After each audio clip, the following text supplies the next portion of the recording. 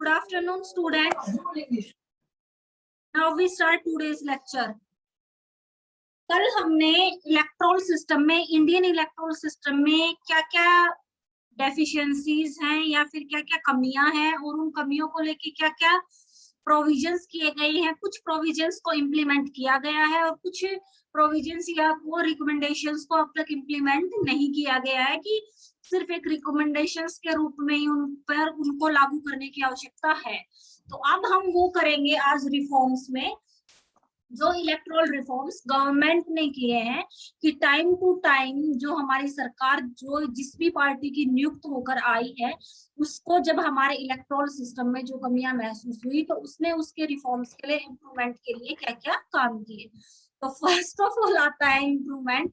1971 में एक एक्ट बनाया गया था और उस एक्ट में क्या कहा गया था कि जो भी व्यक्ति राष्ट्रीय सम्मान की रोकथाम संबंधी एक्ट था कि ineligible to stand for elections if found guilty under the act 1971 कि 1971 के इस एक्ट के अंतर्गत अगर कोई अपराधी घोषित होता है तो वो इलेक्शन के लिए एलिजिबल हो जाएगा, वो इलेक्शन नहीं लड़ सकेगा।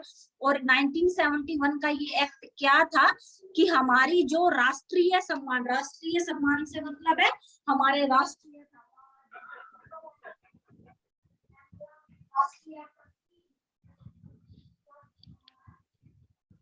इनके प्रति अगर राष्ट्रीय गान, नेशनल एंथम, नेशनल सॉन्ग, इनके प्रति अगर कोई भी अपमानजनक कार्यवाही करता है, जैसे कि हमारा राष्ट्रीय ध्वज है उसको पैरों से रोनता है, तो ऐसी गतिविधियों में अगर किसी व्यक्ति को दोषी पाया जाता है तो जिस दिन से कोर्ट ने उसको सजा दी है उस डे से लेके वो नेक्स्ट 6 इयर्स की टाइम बाउंडेशन तक ना संसद का ना विधानसभा का, सेंटर और स्टेट कहीं का भी इलेक्शन लड़ने के लिए वो व्यक्ति अयोग्य होता है, इनएलिजिबल हो जाता है।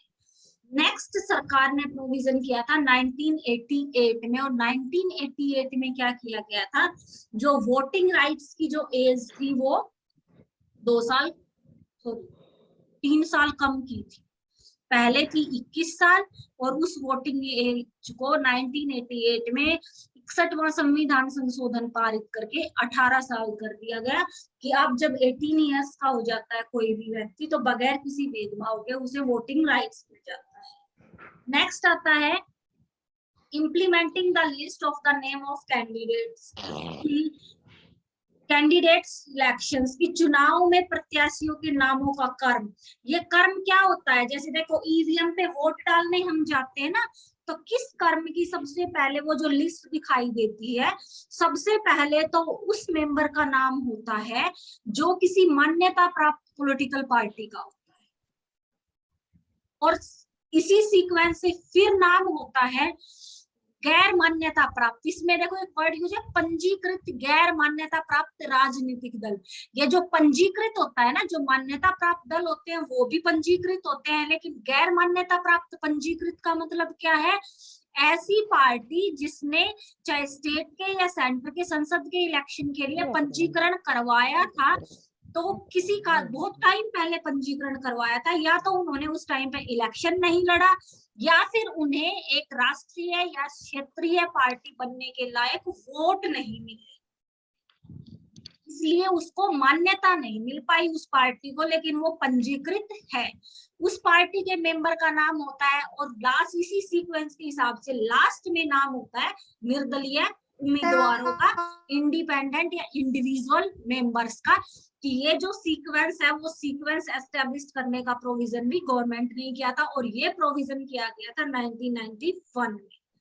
नेक्स्ट आता है राजनीतिक दलों का पंजीकरण कि 1951 में जो एक्ट आया था पीपल्स रिप्रेजेंटेटिव एक्ट, उस एक्ट को अमेंडमेंट करके क्या किया गया था, जितने भी पॉलिटिकल पार्टियां होंगी उनको इलेक्शन कमीशन पहले पंजीकृत करेगा, पंजीकरण करेगा कि पंजीकरण के बाद ही प्रत्येक पॉलिटिकल पार्टी अपने नॉमिनीज या अपने उम्मीदवार इलेक्शन में उतार सकती है, चाहे वो मान्यता प्राप्त राजनीतिक दल हो या गैर मान्यता प्राप्त। तो मान्यता प्राप्त कोई भी राजनीतिक दल तभी होता है कि मान्यता 2 आधारों पे होती है, एक तो राष्ट्रीय दल की, एक क्षेत्रीय दल की, जब वो उनकी एलिजिबिलिटी कर लेता है कि वो उन्हें इलेक्शन में इतने वोट मिल जाते हैं जितनी राष्ट्रीय दल बनने के लिए होती है और जितनी क्षेत्रीय दल। ये आपकी नेक्स्ट यूनिट में जो पॉलिटिकल पार्टी है ना उसमें यही है पूरी डिस्क्रिप्शन। नेक्स्ट आता है इंक्रीज इन सिक्योरिटी अमाउंट, की जमानत राशि में वृद्धि की गई। और ये कल की क्लास में भी हुआ था 1993 के एक एक्ट के अकॉर्डिंग, क्योंकि इंडिपेंडेंट मेंबर्स, इंडिविजुअल मेंबर्स बहुत ज्यादा होते थे, जिसके पास पैसा है उसे बहुत कम होती थी जमानत याचिका, उससे फर्क नहीं पड़ता था। लेकिन अब एक सामान्य उम्मीदवार के लिए 25,000 कर दी गई है। रिजर्व्ड सीट के लिए मीन्स SC/ST की सीट पे जो उम्मीदवार लड़ता है संसद का इलेक्शन, लोकसभा का या राज्यसभा का, तो 12,500। इसी तरह से विधानसभा की सामान्य की ओपन की जो सीट बोली जाती है उसके लिए 10,000, और रिजर्व्ड सीट से जो इलेक्शन लड़ता है उसके लिए जमानत राशि होती है 5,000। नेक्स्ट है increase in number of proposers of a candidate, की प्रस्तावकों की संख्या भी बढ़ा दी है। प्रस्तावक कौन होते हैं? जो नॉमिनीज नाम दर्ज कराने के लिए जाता है उसका समर्थन जो व्यक्ति करता है कि ये मेरा समर्थक है या यही मेरा, एक तरह से गवाह की जो भूमिका अदा करता है, कि वो उसके बाद अगर वो कोई भी गैर कानूनी काम करेगा तो ये इस चीज की रिस्पॉन्सिबिलिटी लेता है। तो उन प्रस्तावकों की संख्या, कोई भी नेशनल या रीजनल जो पार्टी होती है उसके नामांकन के लिए सिर्फ एक प्रस्तावक की जरूरत होती है, जबकि जो निर्दलीय उम्मीदवार होता है उसे 10 प्रस्तावकों की 10 प्रोपोजर्स की आवश्यकता होती है। नेक्स्ट है 2 से अधिक निर्वाचन क्षेत्रों से चुनाव लड़ने पर पाबंदी, क्योंकि पहले 3 इलेक्शन जो हुए थे उन इलेक्शंस में एक मेंबर, कई बार ऐसे केसेस भी आए थे कि 4 सीटों से एक उम्मीदवार चुनाव लड़ता था, लेकिन लास्ट में भी वो 2 जगह से जीत जाता था तो उसे एक जगह से त्याग पत्र देना पड़ता था। पहले ही चुनाव संसद को ये इन्फॉर्म करना पड़ता था मैं किस सीट से अपने आप की विजयी, अपने आप की दावेदारी पेश कर रहा हूँ। तो जिस सीट को वो छोड़ता था वहां दोबारा इलेक्शन करवाए जाते थे, चुनाव खर्च बहुत ज्यादा होता था। तो अब 2 निर्धारित कर दी गई है कि 2 सीटों से कोई उम्मीदवार चुनाव लड़ सकता है। और अब ये प्रपोजल या प्रोविजन पे विचार विमर्श चल रहा है संसद में कि इन 2 को भी एक कर दिया जाना चाहिए कि एक उम्मीदवार एक ही सीट से चुनाव लड़ सकता है। नेक्स्ट है प्रत्याशी की मृत्यु होने पर चुनाव रद्द नहीं, कि 1992 में अमेंडमेंट कर दिया गया कि अगर कोई, चाहे नेशनल पार्टी है चाहे कोई रीजनल पार्टी है, किसी का कोई उम्मीदवार अगर मर जाता है तो पहले उम्मीदवार की डेथ होने के बाद इलेक्शन को पोस्टपोन कर देते थे, आगे सरका देते थे, लेकिन अब नहीं होगा ऐसा। अब 7 दिन के अंदर अंदर उस पार्टी को अपना दूसरा नॉमिनी, एक तरह से उसका उत्तराधिकारी उतारना। नेक्स्ट आता है उपचुनाव हेतु समय सीमा। उपचुनाव होता है कि किसी भी कारण से उस क्षेत्र से चुने हुए व्यक्ति की डेथ हो गई, उसने त्याग पत्र दे दिया, कोई और रीजन है कि उसकी योग्यता रद्द कर दी किसी भी कारण से, तो 6 महीने के अंदर अंदर चुनाव करवाया जाएगा। और इसके साथ साथ ये आवश्यक शर्त ये भी होती है कि जो व्यक्ति चुनकर आया है वो बाकी बची हुई अवधि के लिए ही होता है, ये नहीं कि वो पूरे के पूरे 5 इयर्स के लिए अपॉइंट होके आया है। नेक्स्ट है मतदान हेतु कर्मचारियों को अवकाश, कि हम किसी भी रीजन में अगर रहते हैं, अगर हम वोट डालने जाना चाहते हैं और हम रहते किसी दूसरी जगह पे है, हमारे क्षेत्र के चुनाव है, तो हमें अवकाश मिलेगा। और इस कानून की अवहेलना अगर हम प्राइवेट सेक्टर में जॉब कर रहे हैं तो हमारा जो बॉस है या ओनर है अगर छुट्टी नहीं दे रहा है तो उस पर 500 रुपए जुर्माने का भी प्रावधान है, उस पर जुर्माना लग सकता है, उसे छुट्टी देनी पड़ेगी, सैलरी को नहीं काट सकता है। नेक्स्ट है यूज ऑफ ईवीएम, लेकिन इसके लिए सबसे पहले उसे अपना वोटर कार्ड और इलेक्शन की उस लिस्ट, जैसे जिस गांव से है वो या जिस शहर से है वहां की वोटिंग लिस्ट उसे दिखानी पड़ेगी कि वोटिंग लिस्ट में मेरा नाम है, इस दिन इलेक्शन है, ये मेरा वोटर कार्ड है, मुझे वोट डालना है। नेक्स्ट आता है यूज ऑफ ईवीएम, कि 1951 के पीपल्स रिप्रेजेंटेटिव एक्ट में अमेंडमेंट करके, क्योंकि पहले वोटिंग होती थी बैलेट पेपर से, कि बैलेट पेपर डाले जाते थे, पेटियां होती थी उनमें, फिर उसके बाद ईवीएम का प्रयोग किया जाने लगा था। और ईवीएम का पंचायती चुनावों में सबसे पहले हुआ था नागालैंड में और छत्तीसगढ़ में उसका प्रयोग, फिर राज्यों के चुनाव में हुआ था राजस्थान में, मध्य प्रदेश में और दिल्ली के चुनाव में 1998 में उसका प्रयोग। और 14वीं लोकसभा 2004 में जो इलेक्शन हुआ, 15वीं, 16वीं और 17वीं की 14वीं लोकसभा में के चुनाव में पहली बार पूर्ण रूप से सारे की सारी सीटों पे चुनाव के लिए ईवीएम मशीनों का, इलेक्ट्रॉनिक वोटिंग मशीनों का यूज किया गया। लेकिन संसद के इलेक्शन से पहले स्टेट के इलेक्शंस में इन पे एक्सपेरिमेंट हुआ था ईवीएम के लिए, जो राजस्थान, मध्य प्रदेश, दिल्ली के स्टेट इलेक्शंस में 1998 में ही किया गया। नेक्स्ट है बैन ऑन सेलिंग अल्कोहल, की शराब की बिक्री पर रोक। जब चुनाव प्रचार की अवधि समाप्त हो जाती है ना, कि 48 घंटे पहले चुनाव प्रचार बंद करना होता है इलेक्शन डे से, तो तभी निजी या सार्वजनिक स्थलों पर शराब की बिक्री पूर्ण रूप से रोक लगा दी जाती है। अगर कोई अवहेलना करता है तो उसे 2000 रुपए जुर्माना या 6 महीने की कैद तक हो सकती है, या दोनों ही चीजें उसको हर्जाने के रूप में देनी पड़ सकती है। नेक्स्ट है मतदाता केंद्रों पर कब्जा करने पर कठोर सजा का, कि बूथ कैप्चरिंग की जो एक्टिविटीज होती थी, और बूथ कैप्चरिंग की एक्टिविटी ज्यादातर होती थी नक्सलवादी जो एरिया होता था वहां पे, कि अपनी मनमर्जी के उम्मीदवार को बूथ कैप्चर करके अपनी मनमर्जी के उम्मीदवार को सारी वोट डलवा दी जाती। तो बूथ कैप्चरिंग की एक्टिविटी में जो पीपल्स इन्वॉल्व होंगे उन्हें 6 महीने की या फिर 2 साल की विद जुर्माना भी सजा का प्रावधान कर दिया गया। नेक्स्ट है रिड्यूसिंग ऑफ इलेक्शन कैंपेनिंग, कि इलेक्शन कैंपेनिंग 1992 में एक अध्यादेश पारित किया गया था राष्ट्रपति के द्वारा, जिसे संसद ने सहमति से माना था या पारित कर दिया था इस कानून को 1996 में, क्योंकि पहले इलेक्शन की प्रचार की या इलेक्शन कैंपेनिंग की टाइम ड्यूरेशन होती थी 20 डेज की, और अब उसको घटाकर कर दिया गया है सिर्फ 14 डेज। वो इसीलिए किया गया कि इलेक्शन में पैसा ज्यादा खर्च ना हो, कि पार्टीज जो फंड या फिर जितनी भी ज्यादा की इलेक्शन के माहौल में सब कुछ डिस्टर्ब हो जाता है, उस पर हम कुछ लगाने की।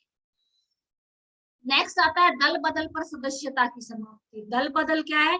एक पार्टी से हमें सीट मिली है, हम उसके नॉमिनी है, इलेक्शन में उठे हैं, हम वहां से जीत गए, जीतने के बाद अगर दूसरी पार्टी में शामिल हो जाए, मे बी हम जिस पार्टी से विनिंग मेंबर है उस पार्टी को सीटें नहीं मिल पाई बहुमत के लिए, वो सरकार नहीं बना पाई, तो हम अपनी पार्टी को छोड़ के जो पार्टी सरकार बना रहे हैं उसमें शामिल अगर होते हैं तो सदस्यता ही खत्म हो जाएगी। सदस्यता खत्म मतलब उसे उस सीट से विजयी उम्मीदवार नहीं माना जाएगा, वो विधायक नहीं है। तो ये इसीलिए किया गया था कि लाभ के पद को पाने की जो लालसा रखकर जो ऐसी गतिविधियां होती थी या दोबारा चुनाव करवा दिए जाते थे इस तरीके से, इसको समाप्त करने के लिए। नेक्स्ट है मंत्रियों के कार काफिलों पर अंकुश। कार काफिलों का मतलब है 1994 में इलेक्शन कमीशन की पहल पर सरकार ने ये किया था कि मंत्री चाहे राज्य सत्र के हो चाहे केंद्र सत्र के हो, चुनाव प्रचार के दौरान 3 से अधिक कारों का प्रयोग नहीं कर सकते हैं, क्योंकि उस दौरान वो सरकारी मशीनरी का ही प्रयोग कर रही है। नेक्स्ट आता है धर्म एवं जाति के आधार पर चुनाव प्रचार कोई नहीं करेगा। अगर इस आधार पर चुनाव प्रचार किया जा रहा है तो इलेक्शन कमीशन के रूल्स की अवहेलना की जा रही है 1951 के पीपल्स रिप्रेजेंटेटिव एक्ट के अंतर्गत। तो कार्यवाही की जा सकती है ऐसे उम्मीदवार पे, ऐसे उम्मीदवार के अगेंस्ट पिटीशन डाली जा सकती है हाई कोर्ट। नेक्स्ट आता है प्रत्याशियों के लिए अपने आपराधिक रिकॉर्ड की सूचना देना अनिवार्य है, और ये अध्यादेश पारित किया है 2002 में पारित हुआ है ये, कि जैसे कि अब इसके पारित होने के बाद जिस उम्मीदवार का अगर कोई केस पेंडिंग है इलेक्शन लड़ सकता है, अगर जेल में है तब भी अगर उसका सजा नहीं मिली है तो वो चुनाव लड़ने का अधिकारी है, लेकिन उसे सजा मिल गई है 2 साल या उससे ज्यादा तो वो 6 साल तक चुनाव नहीं लड़ सकता है, नामांकन ही दाखिल नहीं कर सकता। और प्रत्येक व्यक्ति को नामांकन दाखिल करते वक्त ये बात जरूर ये रिकॉर्ड दिखाना पड़ता है कि उस पर किसी भी तरह का कोई केस तो पेंडिंग नहीं है।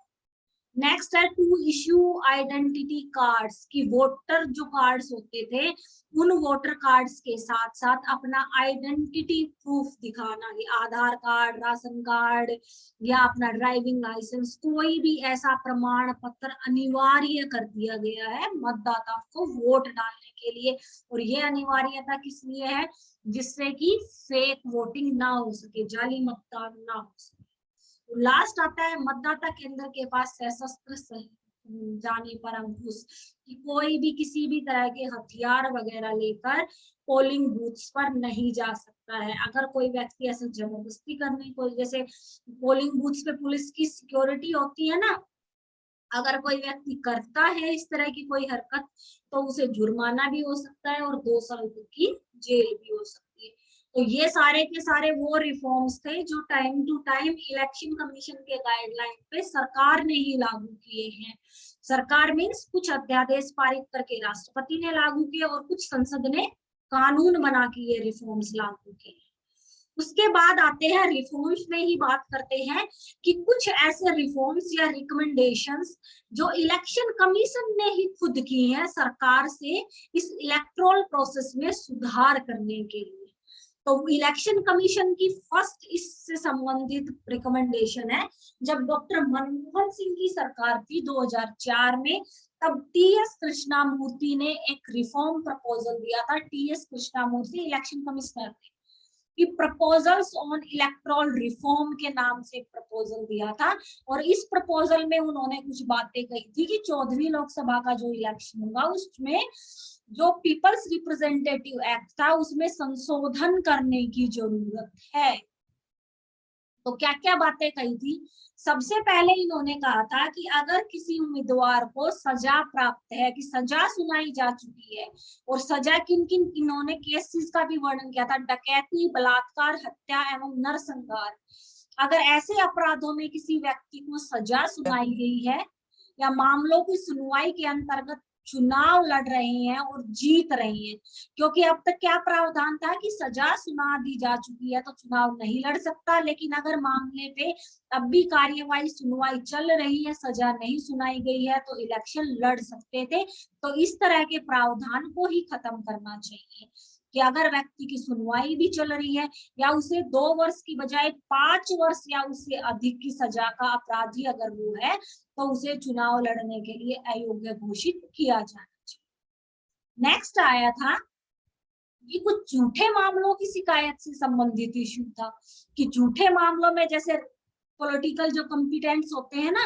एक दूसरे के विरुद्ध झूठे मामलों में अगर शिकायत किसी की अगेंस्ट केस वगैरह कर देते हैं तो उन मामलों की जांच परख के बाद चुनाव आयोग चुनाव से 6 महीने पहले ये जांच करेगा कि इस अभियुक्त के खिलाफ कोई मामला दर्ज है तो इसे चुनाव लड़ने का अधिकार है या नहीं है।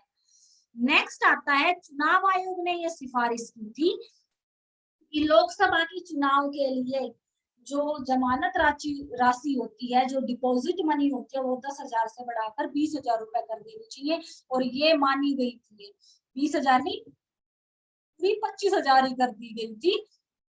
और रिजर्व सीट के लिए 12,500 कर दी गई, विधानसभा के इलेक्शन के लिए 10,000 कर दी गई, विधानसभा की रिजर्व सीट के लिए 5,000 कर दी गई। नेक्स्ट था दल बदल से संबंधित रिकमेंडेशन भी की, कि दल बदल अगर कोई भी सांसद या विधायक करता है तो जो पीठासीन अधिकारी होता है, पीठासीन अधिकारी का मतलब है दल बदल की से संबंधित सुनवाई, पीठासीन अधिकारी मतलब अगर लोकसभा का सांसद करता है तो लोकसभा का पीठासीन अधिकारी लोकसभा का अध्यक्ष, राज्यसभा करता है तो राज्यसभा का अध्यक्ष, विधानसभा का करता है तो विधानसभा का अध्यक्ष।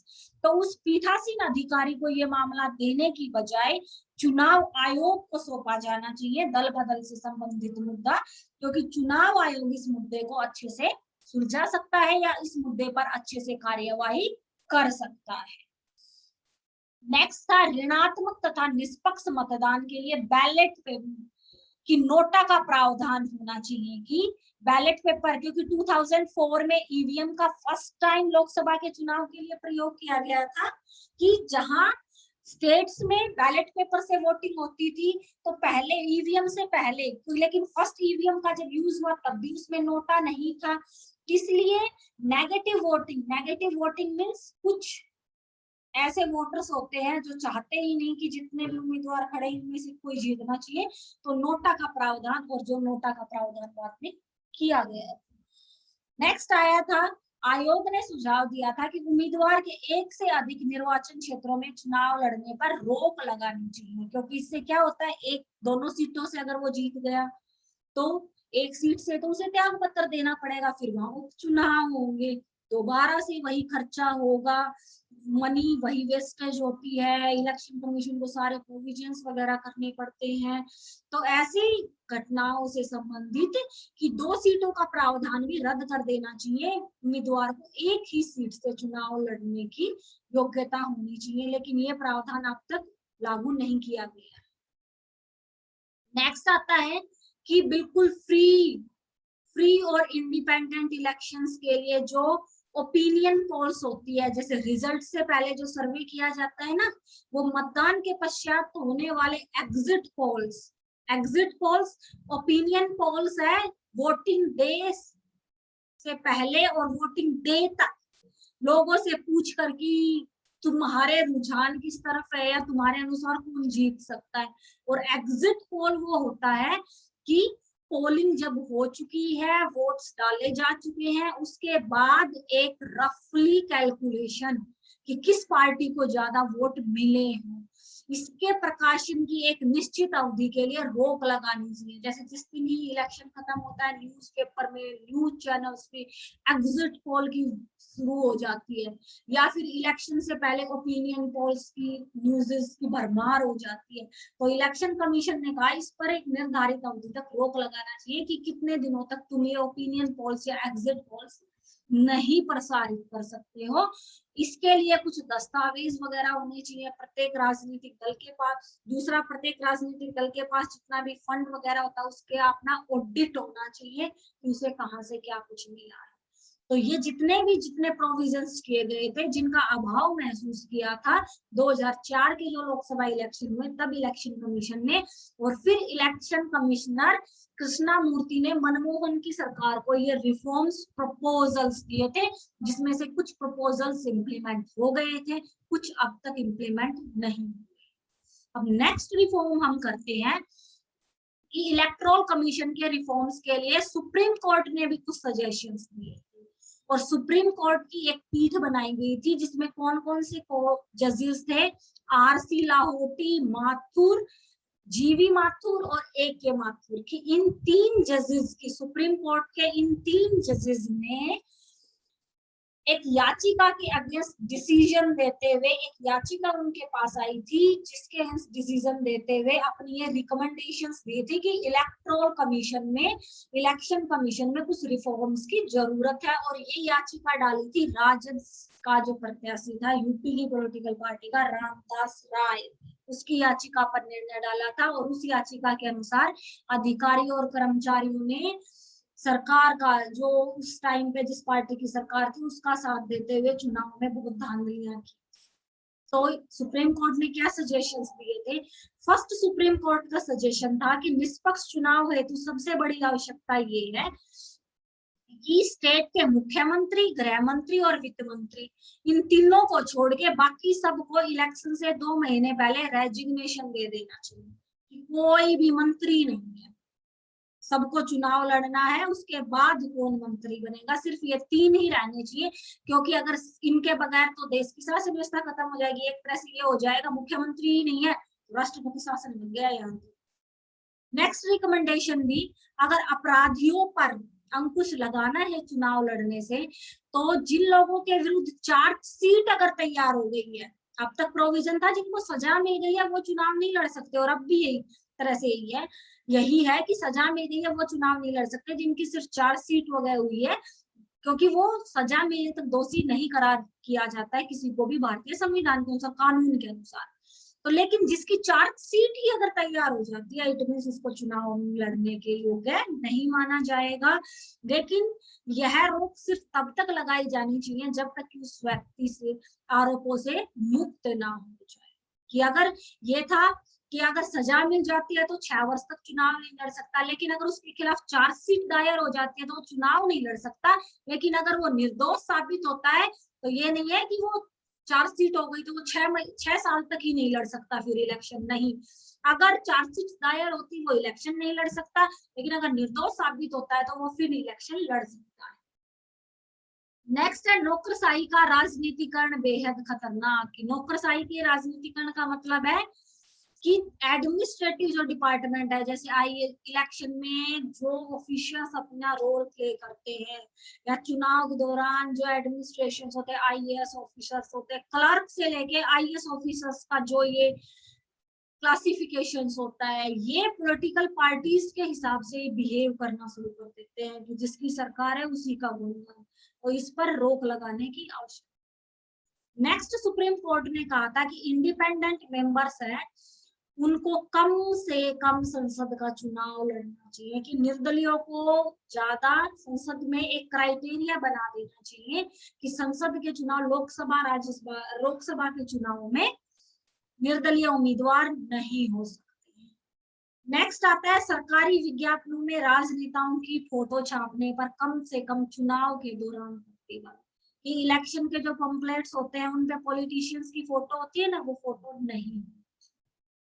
नेक्स्ट, सुप्रीम कोर्ट ने कहा कि इलेक्शन से संबंधित जितने भी विवाद होते हैं उनकी 2 साल के अंदर अंदर उनका निपटारा हो जाना चाहिए। ये नहीं, कई तो इलेक्शन से संबंधित इश्यूज बहुत लंबे टाइम ड्यूरेशन तक चलते रहते हैं, 10-15 साल तक।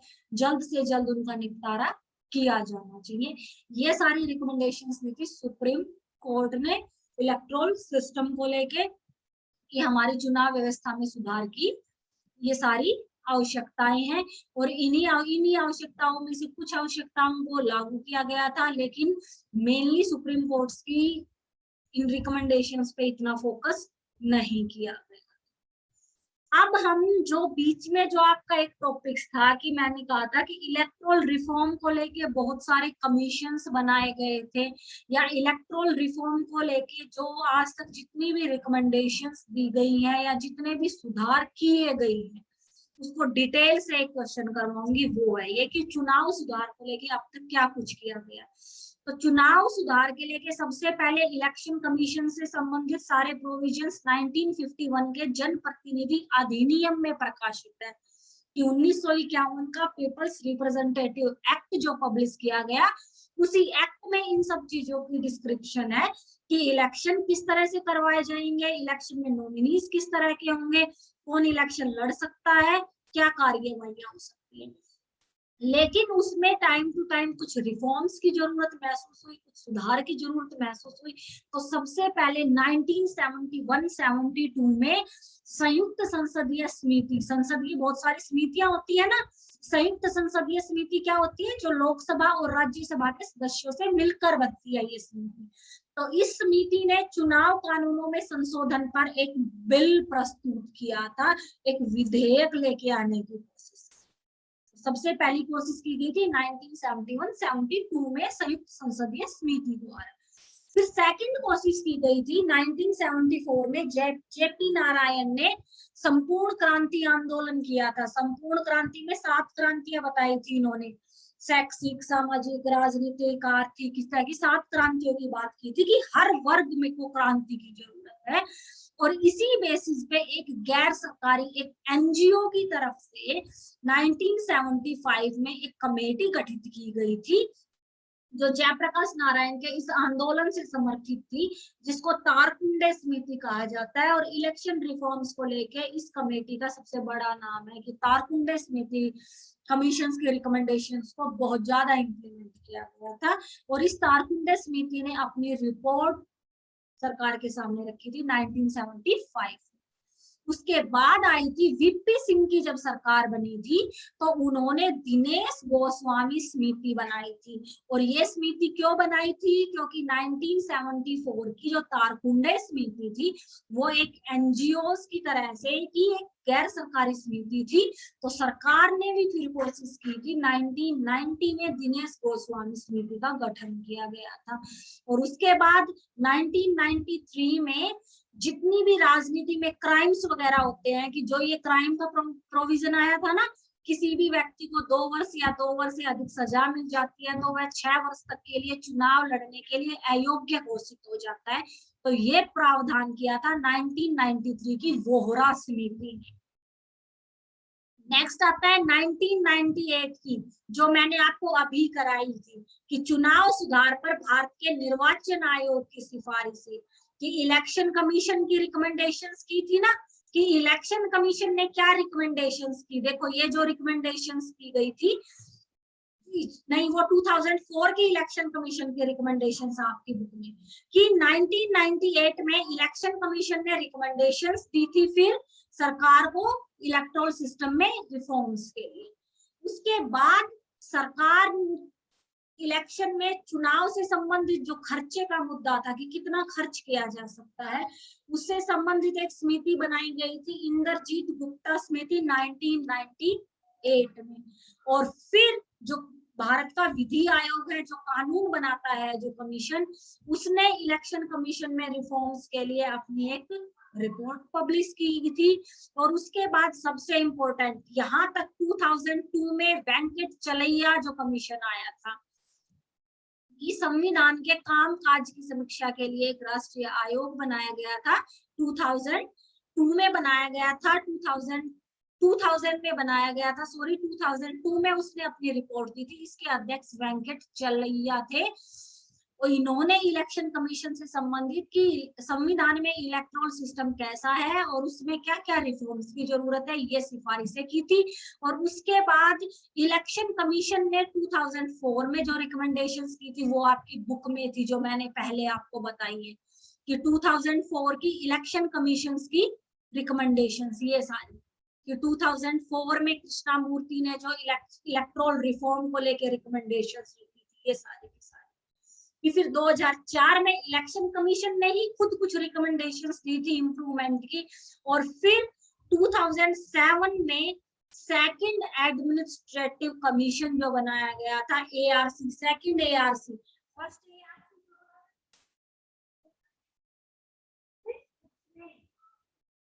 जिसने फेडरलिज्म, केंद्र और राज्यों के संबंधों को लेकर सुझाव दिए थे। उसी तरह सेकंड जो एआरसी आया था 2007 में, उसने अपनी रिपोर्ट दी थी। वीरप्पा मोइली इसके अध्यक्ष थे, कि शासन में कैसे एथिक्स को लेके आया जा सकता है और उन एथिक्स के लिए इलेक्टोरल सिस्टम में सुधार की क्या आवश्यकता है। तो यहाँ तक जिसको याद हो जाते हैं बेस्ट है। उसके बाद अगर आपको याद होते हैं बेटा 11, 12, 13, 14 तो ठीक है, अदरवाइज 10 पॉइंट्स तक आप अच्छे से कर लेना कि कौन कौन से कमीशंस, कौन कौन सी समितियां बनाई गई इलेक्टोरल रिफॉर्म के लिए, चुनाव सुधार के लिए। उसके बाद कुछ छोटे छोटे टाइम टू टाइम कमीशंस आते गए थे जिनकी रिकमेंडेशंस को इतना महत्व नहीं दिया गया। जैसे 2010 में तनख्वाह समिति आई थी, जिसको कोर समिति भी बोला जाता है, इसने अपने सुझाव दिए। 2013 में जीएस वर्मा समिति आई थी। फिर विधि आयोग ने दोबारा अपनी रिकमेंडेशन दी थी 2014 में। विधि आयोग ने पहले 1999 में दी थी, फिर 2014 में दी थी, और फिर 2015 में दोबारा से विधि आयोग ने अपनी रिपोर्ट्स दी थी। तो इम्पोर्टेंट कमीशंस जो तुम्हें याद करने की जरूरत है, वो फर्स्ट संयुक्त संसदीय समिति, उसके बाद तारकुंडे समिति कब आई, दिनेश गोस्वामी समिति। कई बार शॉर्ट फॉर्म में भी पूछ लिया जाता है या फिर लॉन्ग क्वेश्चन में भी पूछ लिया जाता है कि इंडियन इलेक्टोरल रिफॉर्म्स में अब तक क्या क्या मतलब कोशिशें की गई हैं या कितने कमीशन अपॉइंट किए गए हैं। फिर वोहरा समिति, फिर इलेक्शन कमीशन ने 2 बार खुद रिकमेंडेशंस दी है। एक तो 1998 में दी थी इलेक्शन कमीशन ने, जिसमें चीफ इलेक्शन कमिश्नर ने रिकमेंडेशन दी थी, और फिर रिकमेंडेशन दी थी इलेक्शन कमीशन ने 2004 में खुद इलेक्टोरल सिस्टम में सुधार करने के लिए। तो ये सारे कमीशन कि 10 पॉइंट्स तक तो बेटा आपको याद होने ही चाहिए अकॉर्डिंग टू सीक्वेंस। जिसको याद नहीं होते वो मेजर याद कर लो कि तारकुंडे समिति क्या थी, दिनेश गोस्वामी क्या थी, वोहरा क्या थी, इलेक्शन कमीशन ने खुद कब कब रिफॉर्म्स की रिकमेंडेशन की 1998, 2004 में। तो ये समितियां, ये कमीशन या ये रिकमेंडेशन जिन बच्चों को याद हो जाती है बेस्ट है। उसके बाद फिर अब तक जितने भी रिफॉर्म्स किए गए हैं, सुधार किए गए हैं, वो ईयर के अकॉर्डिंग 4 कैटेगरीज में डिवाइड किए गए हैं। वो आज टाइम क्लास का कंप्लीट होने वाला है, हम कल करेंगे। तो यहाँ तक अगर किसी बच्चे की कोई क्वेरी है, किसी को कुछ समझ नहीं आया तो पूछो बेटा। कि सरकार ने कौन कौन से इलेक्टोरल रिफॉर्म किए हैं, उसके बाद हमने 2004 का किया था, जो खुद इलेक्शन कमीशन ने रिफॉर्म के लिए रिकमेंडेशंस दी थी। फिर हमने किया, सुप्रीम कोर्ट ने कुछ रिकमेंडेशंस की, सुधार की, और उसके बाद हमने किया कि आज तक इंडिया में इलेक्शन रिफॉर्म्स के लिए कौन कौन से कमीशंस या फिर कौन कौन सी रिपोर्ट्स पब्लिश हुई है। तो किसी को डाउट है यहाँ तक, किसी को कुछ पूछना है?